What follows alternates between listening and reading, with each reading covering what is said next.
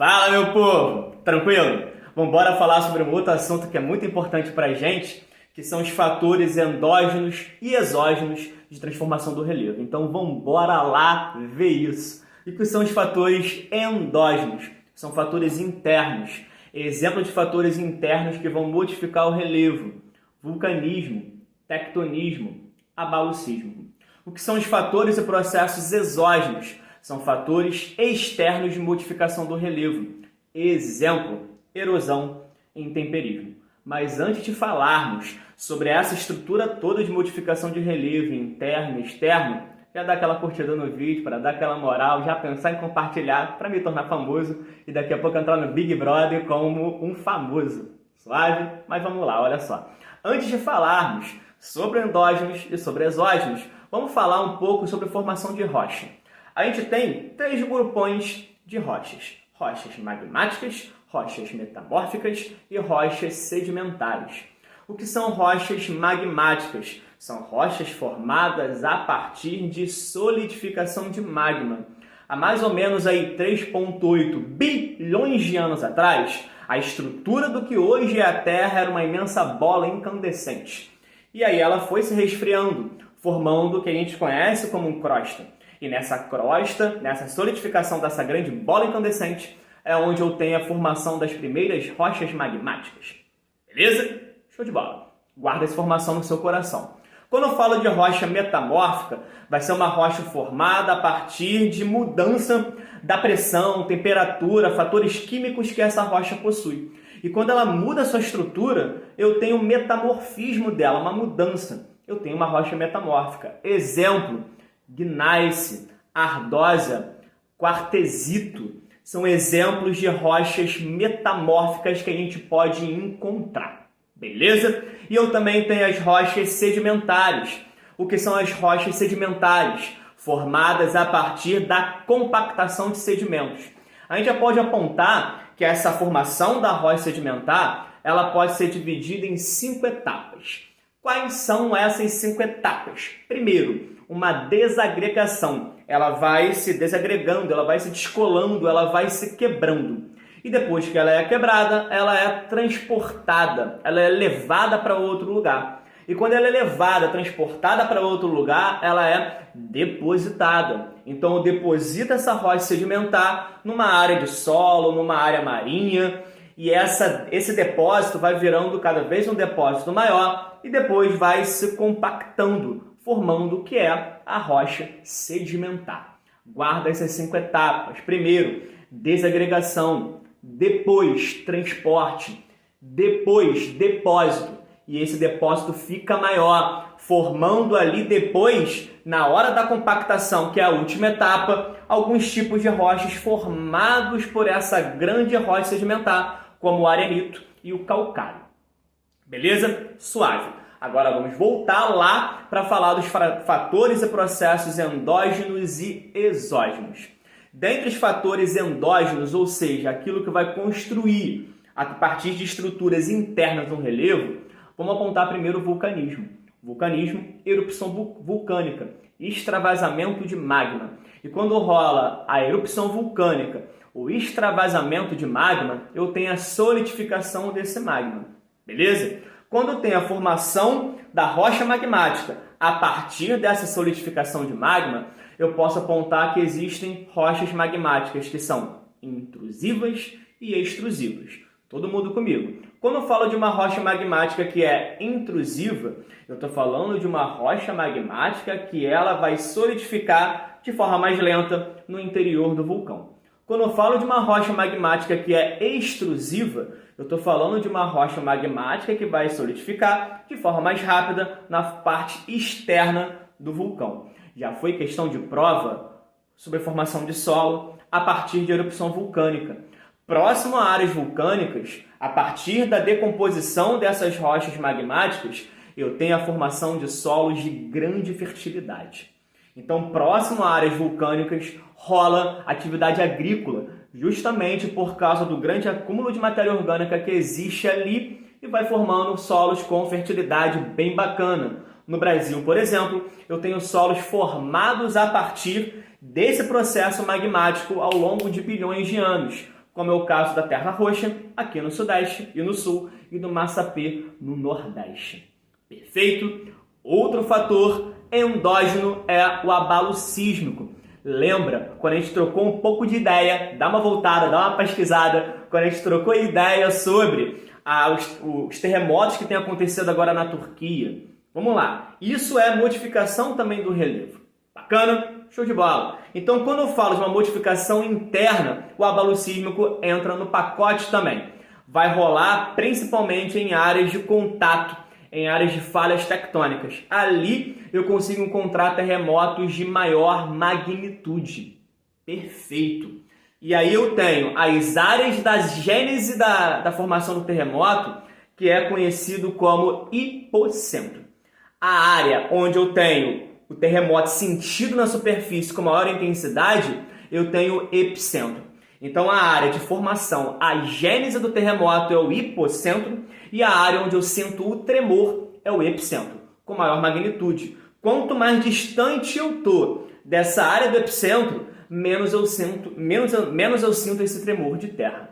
Quanto mais próximo eu estou dessa região do hipocentro, então eu estou no epicentro, eu estou na área ali onde mais eu vou sentir esse tremor, é onde eu sinto ali mais esse abalo, é onde o poder de destruição é muito maior.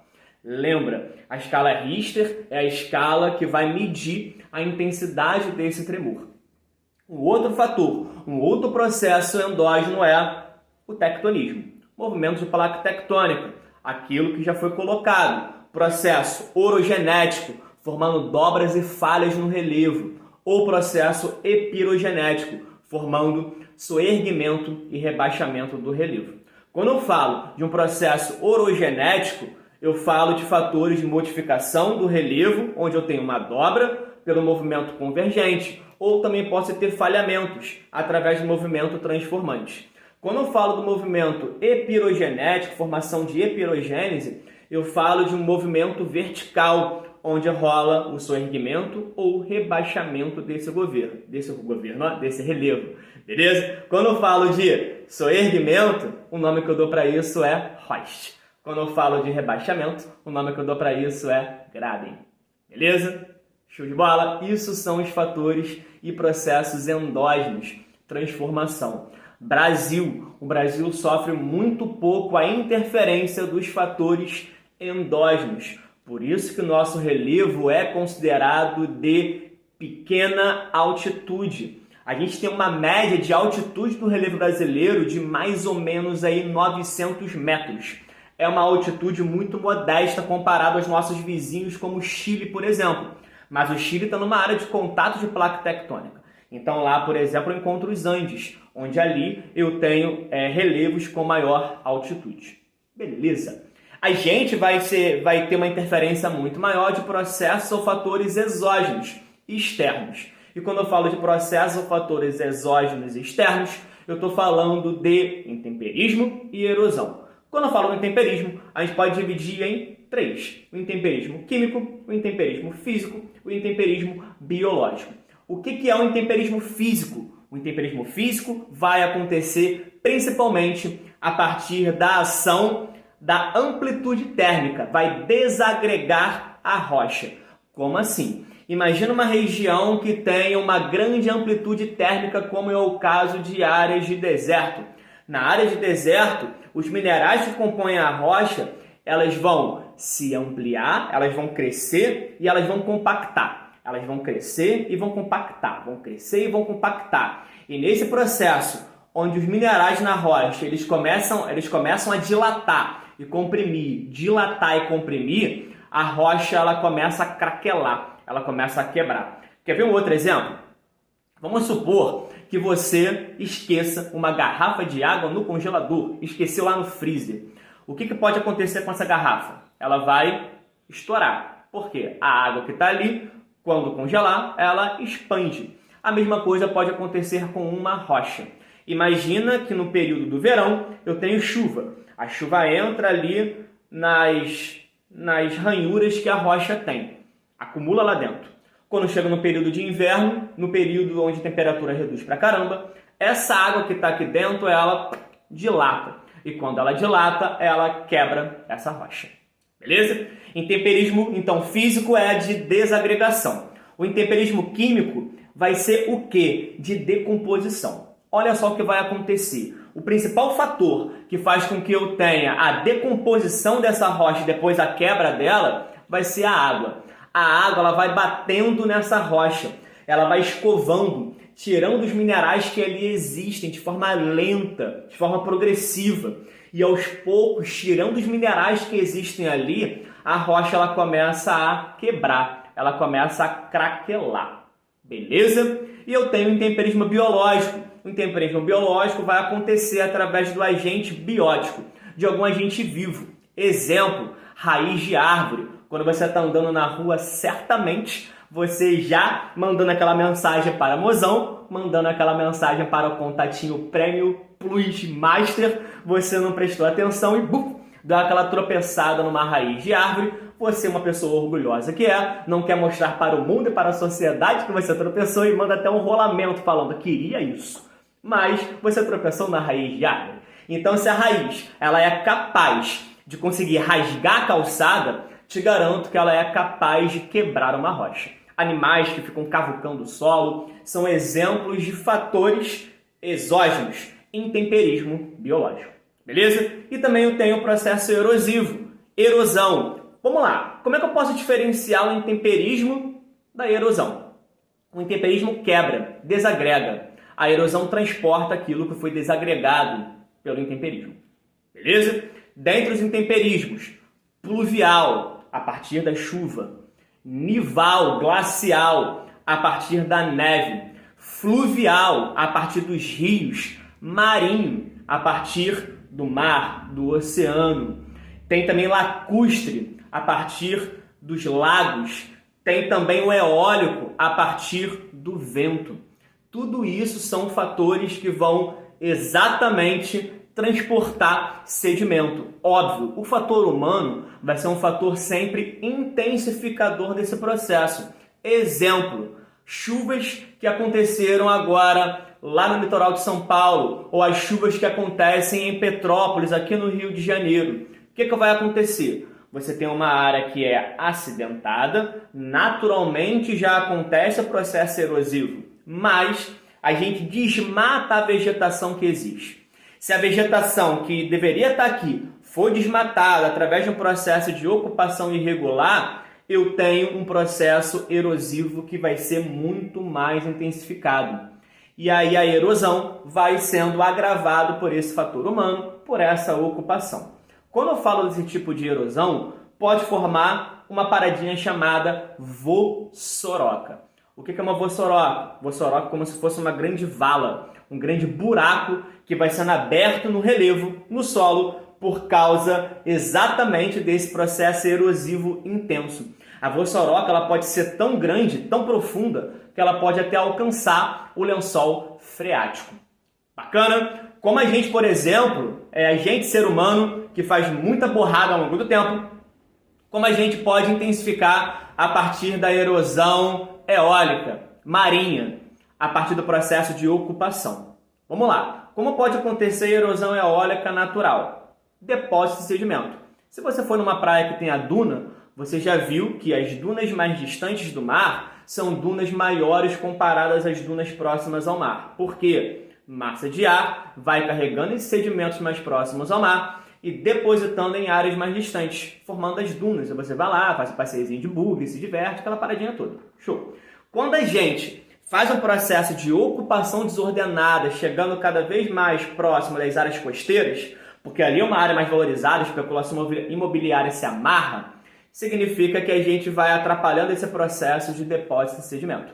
Beleza? A erosão marinha. Como a erosão marinha acontece naturalmente, como a gente pode intensificar esse processo? Naturalmente. Vamos supor que você chega para mozão e fala: mozão, partiu falésia. O mozão fica perdido, olhando para você nesse momento e fala: eu não sei o que é falésia. Aí você, pessoa marota que é, e sabe que é uma falésia. E por que você sabe que é falésia? Porque você segue o professor Vitor em todas as mídias sociais. Brincadeira. Mas você vai lá e fala: falésia é esse paredão rochoso que está de frente para o mar. Então, quando você tem esse paredão de rocha grande de frente para o mar, o nome que eu dou para isso é falésia. como acontece naturalmente? A água, a onda, bate nesse paredão rochoso e carrega partícula de sedimento. Deposita na linha de praia. Naturalmente isso rola. Bacana. Como a gente intensifica o processo? Ocupação. Cada vez mais o processo de ocupação vai acontecendo cada vez mais próximo a áreas costeiras. E quando você avança esse processo de ocupação a áreas costeiras,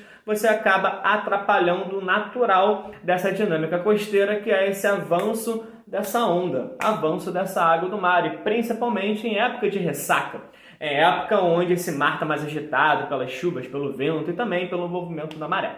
Beleza? Certo que você já foi em alguma praia onde tem algum calçadão que está no chão por causa desse avanço natural da onda batendo nesse calçadão, porque está muito próximo ao mar. Beleza?